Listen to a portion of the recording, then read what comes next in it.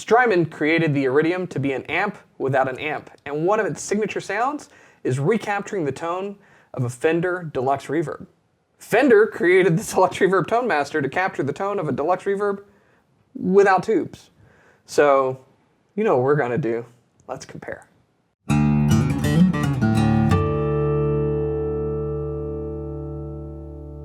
Hey, you're watching Alamo Music TV. My name is Chris McKee. And I'm Cooper Greenberg. We're here with Alamo Music Center in San Antonio, Texas. You can find us online at alamomusic.com. If you're new to the channel, make sure to subscribe, turn on notifications, and like our videos. If you want to support the channel, head below to the link to become an Alamo Music Insider. So, Cooper, I've been excited about this video for a bit because we're carrying Strymon now. We've been real excited. If you didn't see our comparison of Strymon delay pedals, click on the link above and check out that video where we geek out and fall in love with our favorite effect. It's my favorite effect. Is your favorite effect? I love delay. Yeah. Because even if you sound terrible, you can sound great. That's why it's my favorite. Ham-fisted guitar players everywhere unite. So, but today we're looking at their Iridium, one of their newer pedals. It's been out about 2 years now. Something like that. With the pandemic, everything kind of melds together at some point. But it's one of their newer pedals, and it is meant to be that amp on your pedal board. And there's been a few different companies doing this. It's a little different from the typical modeling where it's trying to be the end-all, be-all. This is basically just for amps. It's not a bunch of other stuff in it. But they've, I like how they said this is what the sounds are. It's a Deluxe Reverb. A Fender Deluxe Reverb, an AC30 from Vox, and a Marshall Plexi, which also known as round, chime, and punch. But on their website, they say what they are. No, so it's cool. Yeah. But and I love that if you're going to have 3 amp models in a pedal, man, those are the 3 to go after, right? Yeah, that's where it's at. That's pretty cool. Yeah. And so this is. It's also got cab simulators like impulse response cabs, A, B, and C, and it has a USB to where you can download like aftermarket and third-party cabs, which is really cool because you can keep customizing this to your liking. Save your favorites, 3-band EQ, room knob, so you can change the size of So reverb, but not reverb, but reverb. Yeah, it's different. It's cool. You got the drive to where how hard you're pushing these amps, which we can talk about how different it is between the Fender and the Vox and the Marshall when you crank that drive up. It sounds beautiful, and I'm pretty sure this is Strymon's best-selling pedal right now? Currently, yes. Yeah, and for good reason. It's very cool. Yeah, it's super cool. So the idea is there's this great pedal, and one of the sounds it has is this quintessential amp, and there's another company that has gone out of their way to say, we have perfectly replicated this amp without it being a tube amp, and that's of course this thing that Fender did, and we've been big fans. We have, I remember when they first came out, we were fooling amp builders who made replica Deluxe Reverbs. They're like, yeah, it sounds great, just like mine. Then they lifted it and realized it was solid state modeling, and this is the future is now. So the idea here is, okay, these are going to be different, right? But how close of an approximation is the Iridium? Since Strymon themselves have said we're pegging these 3 amps to these settings, how close is it? And so that's what we're wanting to do is put it against the Tonemaster, which is itself a digital recreation of the beloved Deluxe Reverb. I love Deluxe Reverbs. Like, if I remember, I have purchased guitars because I plugged it into Deluxe Reverb, and then afterwards, I love the guitar, but I kind of wondered if I'd plugged it into something else, would I have loved it as much at first strum? The amp is just as important as the guitar. But yeah, the Tonemaster, I like both of them, but I prefer the Deluxe to the Twin, and I think it's cool that they chose a Deluxe instead of a Twin on here. Yeah, it's just interesting, but it's cool. Yeah, because you don't have all that headroom and it breaks up a little bit. It's just the tone's different. Yeah. So we're going to compare these, but here's some disclaimers. We were having this discussion. I think I could use something like this on my pedal board. Right now, I'm running through a bunch of pedals. Some of them are Strymon pedals going into a Boogie Mark V 35. That's my current amp. For reasons, lots of different reasons why I chose that amp. But before that, I was, and I think I've mentioned this, I ran a completely digitized signal I was going through like an Apogee Geo, run through MacBook Pro using MainStage with a bunch of different plugins and everything customized and tweaked out. I used to have hair. And then I started messing with like effects and that kind of stuff. So, but I had a great sound. Yeah. And I as long as you had good monitors, I was a happy camper. And I moved away from that for two reasons. One, I just missed having a tube amp. I missed kind of the response, because to me a tube amp is like an instrument itself. Yeah. And how an amp responds to what you're doing, I love. And I missed having pedals. And when you're dealing with some of that stuff and you need to change something on the fly, it's not that easy. Yeah. Having something with a knob's great. And now we're coming to stuff that replicates a lot of what I used to do with some easier to utilize functionality. So I could use something like this. And I think anybody who's got good monitors, or they're using a great PA system where they can hear well, or they have in-ears, easily adapt to this. Where I think people will struggle with this idea, and I want to say this because I've read some stories of people like, I wanted 11, I sent it back. If you are used to air moving around you, if you're used to feeling the amp hitting the back of your thighs, this is not going to replace that unless you put wedge monitors behind you to hit you in the back of the thighs. So the things that it does, like the room function, is there to create that effect from a sound standpoint, the oral effect of an amp in a room. But it doesn't. You're not going to feel it. You're not going to feel it in your feet. Yeah. And that's sometimes its own thing that I think guitar players kind of discount. Yeah, and I think really where this could excel, if like say you're not buying it for the stage, this would be an amazing recording tool. And inexpensive. I mean, do you think about how much this is? What, $399? Right? $399, yeah. $399 versus the cost of some of like the rack-mounted units or the software-based solutions. Yeah, you're gonna get that's a huge value. Yeah, it's insane, and so you'll see in the demos. I've listened. There's a headphone jack as well, so you can practice with this and plug it in at home. But just running this into an interface, you have, I mean, really unlimited amp and cab options. You can dial in your perfect tone and record a whole record, and it sounds like a tube amp. Now, the thing this doesn't have, we talked about, is it doesn't have reverb. Yeah. So the Deluxe Reverb has reverb, but you could add a Flint. Add a Flint, yeah, because this. So now we're selling you two Strymon pedals. You got to get them both. So you could get a spring reverb on a Flint, which very beautifully captures kind of the spring reverb that's on there. Yeah. And you're actually saving $200. Yeah. Because you don't get the speaker in the cabinet. You don't get the speaker in the cab. Also, the Flint has trem on it. And so like the trem, aka vibrato circuit on the Deluxe Reverb, you can, like I believe on the Flint, you can do like a tube tremolo and a 60s There's a photo reverb. cell, yeah. Yeah, there's like 3 trems, 3 reverbs, everything is customizable.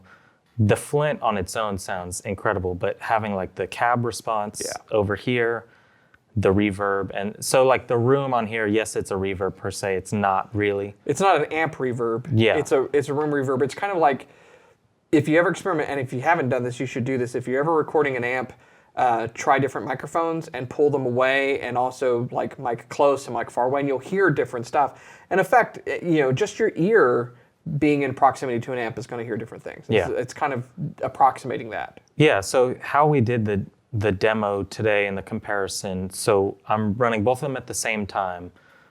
So the Iridium's going through a DI, recorded straight into the computer. And at the same time, I'm playing this one, which is being mic'd up. And I tried to dial in the best possible tone to make them sound exactly alike. On here, the treble and bass were pushed just above 6. Over here, they're just kind of like, just pushed a little bit past noon. Just a tiny kiss of the room to try and match the reverb between 1 and 2 on here, because I didn't want to get the crazy, beautiful digital reverb of the Tonemaster. The spring reverb without springs. Yeah, without springs.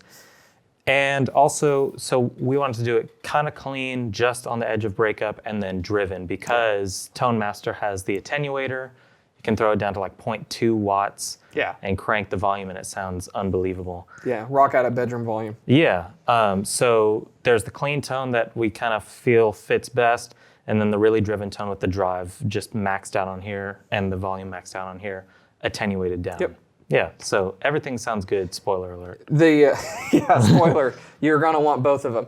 I'm glad that you brought that up, because one of the things that I think sometimes when it's dealing with any kind of modeling is this one-for-one idea, and it doesn't exist. Yeah. Middle or your mids at 12 o'clock is not the same as your mids at 12 o'clock on this or any other amp. Yeah. And keeping in mind that this is supposed to have 3 different amps in it, it's not going to be the exact same thing. I think Fender even said with this, and particularly with the Twin, like they've replicated old 60s amps, but each one of those amps was a little bit weird when it came to those pots and what the values actually turned into. So keep that in mind as you're dealing with these. And also, if you get this pedal or you're dealing with anything else that's modeling in any kind of way or recapturing the sound of an amp, play around with it, because that's where the magic is. The magics are never in the presets. Presets are a starting point. Yeah. So, yeah, for sure. That's my 2 cents. So, all right, we're going to listen to them, and put your headphones on if you've got them. See if you can hear how well or maybe not well they compare. Check it out.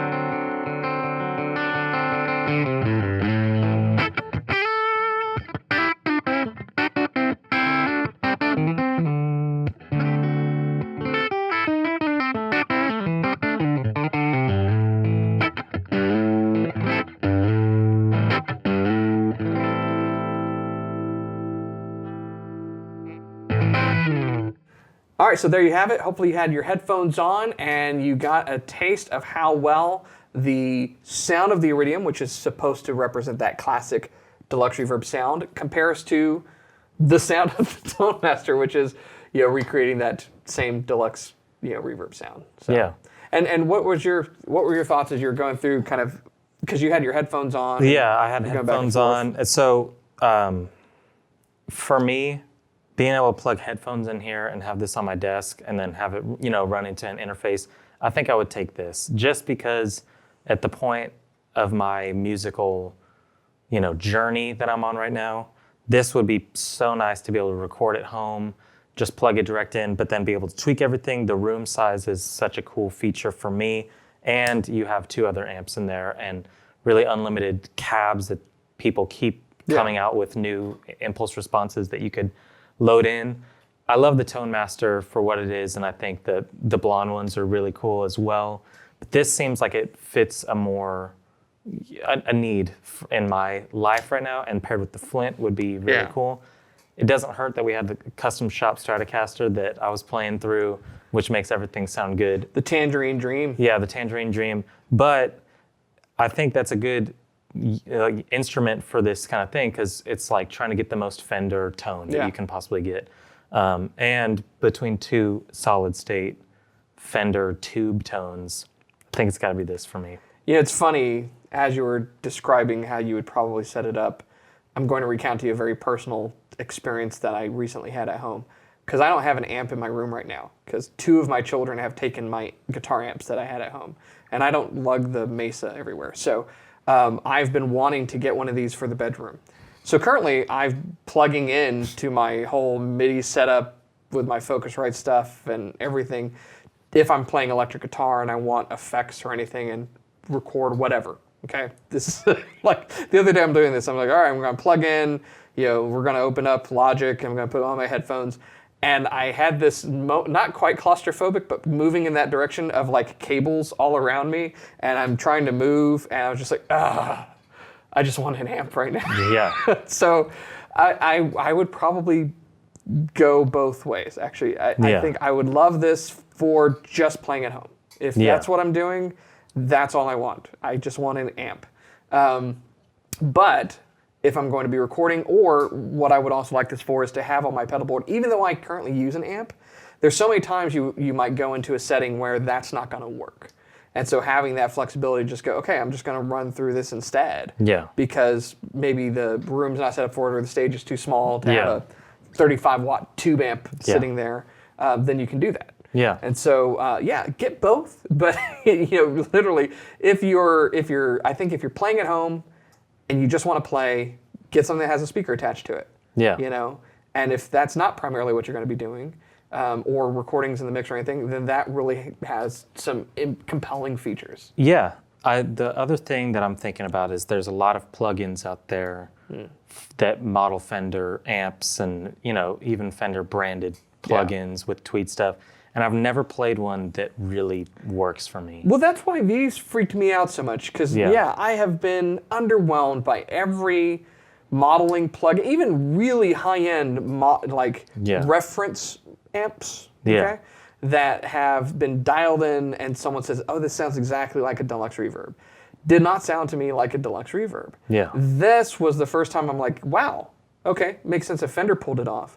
But these are the only other thing I can ever say, that sounds like a Deluxe Reverb. Yeah, it's really cool. And if you are interested in hearing how it sounds compared to an AC30 and a Marshall Plexi, let us know, because we'll do everything we can to make that happen, because I want to play through that stuff. Yeah, definitely.